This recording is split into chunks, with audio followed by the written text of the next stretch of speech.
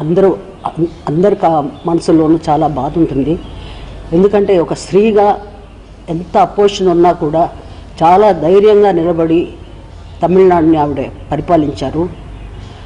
మామూలుగా పేద ప్రజల కళ్ళల్లో నీళ్లు రాకూడదని ఆవిడ అన్నీ వాళ్ళకి సదుపాయం కృష్ణగారు చెప్పినట్టు అన్నీ చేశారు ఆవిడే. ఈరోజు ఆవిడ చనిపోయినందుకు అభిమానుల కన్నీళ్లు ఏర్లై పారుతున్నాయి. ఆమె కోసం నిన్న 4 హార్ట్ అటాక్తో కూడా చనిపోయారు. అంత అభిమానం సంపాదించుకున్న నాయకురాలు ఆవిడ. రాజీవ్ గాంధీ గారు పోయిన తర్వాత అంత అభిమానం సంపాదించుకున్న ఒక పొలిటీషియన్ జయలలిత గారని నేను అనుకుంటున్నాను. నిజంగా ఆవిడ ఆత్మకి శాంతి కలగాలని కోరుకుంటున్నాను. నాకు దేవుడు చేసిన మనుషులు సినిమా అప్పుడు ఆవిడ రామారావు గారి పక్కన యాక్ట్ చేశాను, నేను కృష్ణ గారి పక్కన యాక్ట్ చేశాను.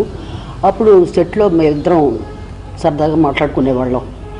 అంతే. ఆమెతో నాకు పెద్దగా పరిచయం లేదు. ఆ సినిమాతోనే పరిచయం అయ్యారు. మంచి మనిషి, అంతే, ఇంకేం చెప్తాం. అంటే ప్రజల కోసమే పాటుపడింది ఆమె. ప్రజలు అని చెప్పి తన ఆరోగ్యం కూడా చూసుకోలేదు. అలా జీవితాన్ని ప్రజలకు అంకితం చేసేసింది.